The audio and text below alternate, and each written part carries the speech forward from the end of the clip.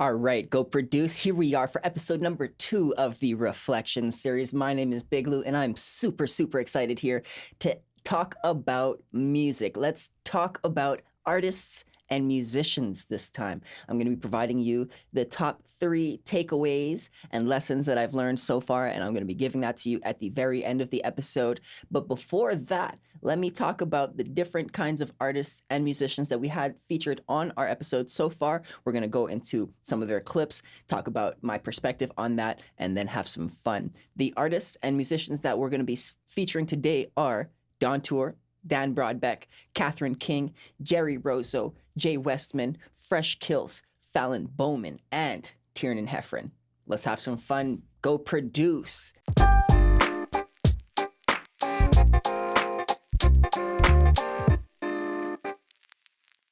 This is Go Produce, Tiernan, that passion to profit. This is for those of you who think you got it and want it. Music industry professionals, so I'm talking to you. This is Go Produce Podcast, and my name is Big Lou. Now, speaking personally, I know that some of my struggles as an artist initially and even still were not necessarily being accepted. I was worried that if I put my best foot forth, other people would probably just laugh at me like, that's not enough. This guy doesn't have what it takes to be what he wants to be. Turns out I'm not alone with this sentiment. Here's Dan Brodbeck sharing with you being embarrassed about doing your best. Honestly, constantly. Because as much as I think as I'm doing it, oh my God, this is great, this is amazing, this is great, because I'm the only one here, for example. But then when I send something off to somebody to listen to, or I honestly believe they'll generally come back with, that's no good, this has to change, that's no good, you need to change this.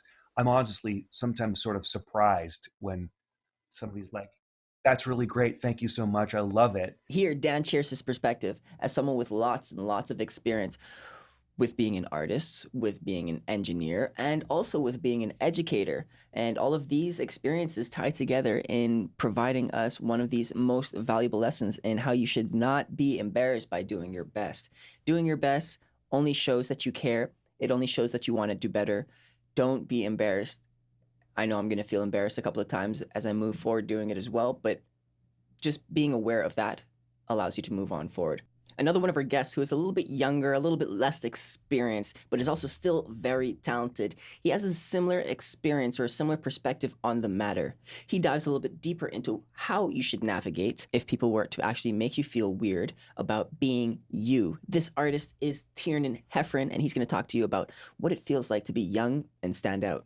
I know what it's like when you're 11, 12 and you're singing in school and you're different, right? You know, you're going to stand out and not everyone's gonna like that.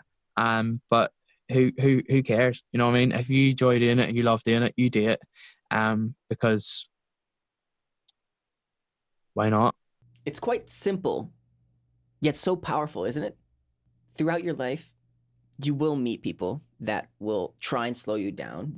Some people will help build you up, but some people more so will help slow you down.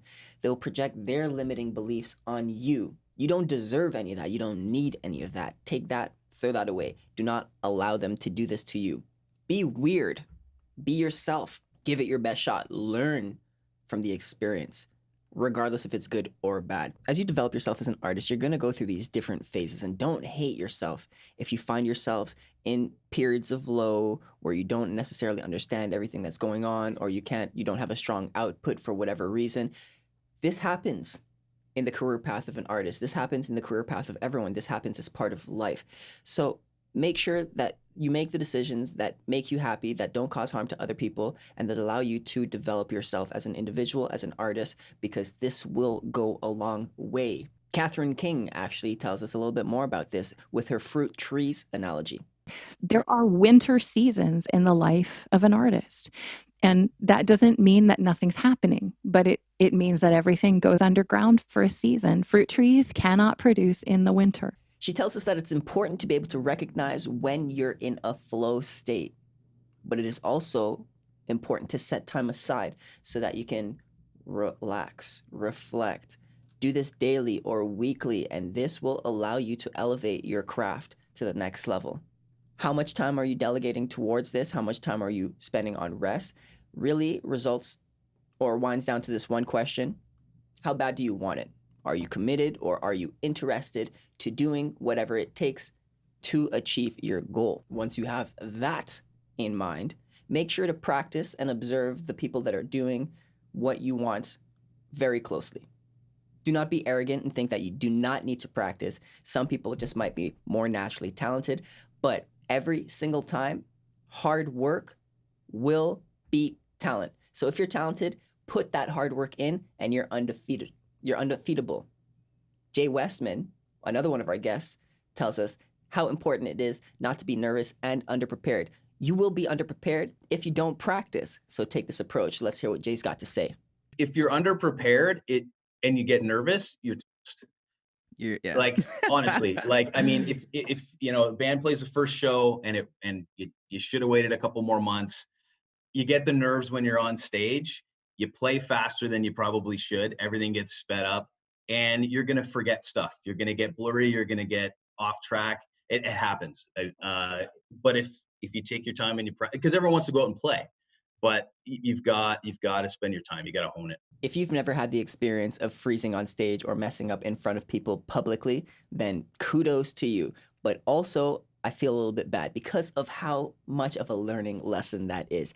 I personally had an experience where I froze in front of a group of people for approximately 25 to 30 seconds, and I have hard evidence of this. I have it on film. I can show it to you if you want to see it, but I just froze for 30 seconds in front of people. I just had no idea what I was talking about. I was totally aware of the fact that I froze, but the sheer truth of the matter was I wasn't prepared. And the nerves got to me, and that's what led to me freezing. Don't be underprepared. You will always be nervous. Even the most confident people will get nervous, even moments before they go onto the stage or do whatever they're doing. However, the practice that goes behind the scenes goes so far. It is also super important to be involved in the process throughout and ask all of the questions. You might feel like, oh, I'm really good at this, so I'm only going to do this. Yes, I'm with that. Focus on what you're good at, but also gain an understanding of what happens around what you do, because you need to understand the language so that you can communicate with the people that are doing those things so that everyone can elevate together, you know? Fallon Bowman has a great example on this, what to do when you feel green in the music industry. I was absolutely green as hell when I left that band, and I didn't know the fundamentals. I was there the entire time, but I never asked questions. Like my curiosity was never piqued. Like I just felt very much like whirlwinded. Yeah. So I had to learn everything on my own through books, through talking to people, and then trying to contact people as well. Because again, I like the concept of networking was something that, again, I didn't do very well at. And so that it was a matter of going back and saying, hey, you know, my name is this. And so it was a huge learning curve for me to try. Yeah. And I mean, I could have learned it at the time, but I didn't. The man or human who asks a question is a fool for a minute, but the man or human who does not ask is a fool for life. Which one do you want to be? Answer that. Move forward. Confucius, a Chinese philosopher, he was able to share that wisdom with us. Please answer that question. Are you going to be a fool for a minute, or are you going to be a fool for a lifetime? Ask all the questions. You won't be ridiculous forever. Be genuinely curious about what you do, because people will feel this. To do that, to be genuinely curious, you need to find something that makes you truly happy. How are you going to find something that makes you happy? By trying different things. As you go about living your life, you know, you're living your life, you're doing different things. What piques your interest? Those things that pique your interest, look a little bit more into how those different activities unfold. What is happening there? That's how you're going to figure out what makes you happy. It's this experimenting that you do with yourself. Bringing it back to the music industry, if you want to be a music industry professional, you're going to have to become more familiar with how the music industry operates as a whole. Yes, sure, you want to be a manager, you have to focus on managerial skills, you have to focus on this and that, whatever it requires specifically, but you need to be able to speak to record labels. You need to be able to speak to the different agents. You need to be able to speak to whomever is part of this situation, because you will grow if you're doing it correctly. And I'm assuming we want to grow. But what about the more exciting parts of being an artist, aside from the business, the administration, the industry, heavy work? What about performing, getting out there and showing your true colors? Well, Fresh Kils has a perspective on this. He thinks that hip-hop shows are the worst kind of live music for his reasons, and let him share with you that right now. It's why I do what I do. It's why I got on the MPC, because I was going to these shows, and it was like guys were just, it was just a guy would bring a CD and he would just rap over a CD, and I'm like, this is just karaoke. You have to be a really, it's not to say that it's impossible, but you got to be a really incredible performer to be able to pull off a show with just you and backing tracks, especially if there's like lyrics in the backing tracks. Let's not go there. But that's just brutal. And so for me, I wanted to bring something to the live hip hop show that wasn't there. So he shared this message with us, not because he hates hip hop. He's actually an avid fan of the genre, of music itself. The reason that he took this approach to highlight his message is he was looking for ways to innovate the hip hop performance. Maybe his strength isn't rap. Maybe his strength is sampling and mixing and DJing and all of that. MPC work, which is truly phenomenal. But he was able to take the show and make it his own. What can you do as an artist, as any kind of individual, as a musician, as a performer? How can you innovate your show to make it even more exciting, even more attractive to your fans? Have you ever tried perhaps having a hype beast? Someone else on stage with you that they don't necessarily contribute to the songs, they just build energy and hype everyone around you. What about a DJ? What about dancers? Dancers are good to have. They can be something that adds energy to your show. You can use lights. Make sure to use a lot of lighting. Have banners, have colors. Be attractive, be interactive. That is what's going to set you apart from the rest of the people. These different elements are going to create a better show. And as you have a better show, your numbers are going to grow.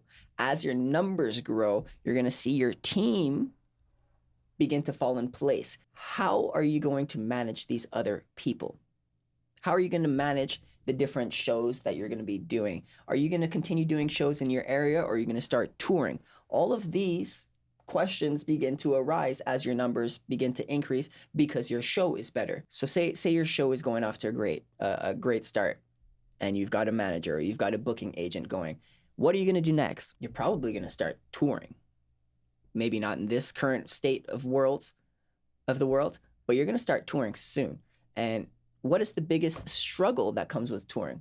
Well, Don Tuer is going to share that with us right now. Speaking of like money in the whole money senses, with all your money going back into your band and you're holding on to it for merch and gas, like if you think about it, we were on a tour in the US in Horizons a few years ago. We were the second in the bill. There was 5 bands on this tour package. We made $100 a night. So that literally, not total. That's what everybody says. Oh, you made $100 each. Like, no, make $100 flat. That's what you make. So that would always go to gas, right? That would always go to gas, and you just kind of pile it up and hope you get to the next place. Touring can also be a great source of income for artists. Merch as well, but we don't have to get into that. But it can also be very costly and demanding. Everyone is eager to tour. Everyone's eager to run and do this, perform, get in front of people. But if your show isn't ready, if the foundation isn't built, if you're not prepared with everything that you've got to do, it's very traumatizing, and it can be very, very demanding. So make sure that you are prepared. Despite what happens along the way, there are always, most certainly, memories that will stick with you forever. Once again, they might be positive memories, they might be negative memories. You can take these memories, do whatever you will with them. However, I suggest to turn them into learning lessons. They can be truly beautiful, they can be truly horrifying, but take the memory itself and learn from it. Sometimes the memories turn out to be fun stories like this that Gerry has for us. The time he opened up for Maestro Joe Arroyo. So we did the sound check, and we were just so excited, and we're like, okay, where is he? So then, the place started getting full, and he wasn't there yet. So they're like, all right, openers, go play. So we play our show, and it's the most amazing show I've ever played. Everything was perfect. The sound was incredible. All the monitoring was just in the right place, and the people were super into it. So that the memory from that show was even without the honor of opening for Joey Arroyo, like just that show was incredible. So then we finish the show. All right, good night, thank you. And then we get backstage, and they're like, Joey's not here yet. He's not ready. And he's not going to be here for like another hour. Can you guys play some more? And we're like, ooh, yeah, let's do it. Hey. So we come back out, and I think we played for another 45 minutes. After we played, then we got back to the backstage, and then Joey was there, and I got to meet him for the first time in my life, and he was just sitting down. And this is now that we're talking about this, and we talked before about regrets. He asked me the coolest thing, and I wasn't able to do anything about it. He said, "Hey, do you have a shot of whiskey for me?"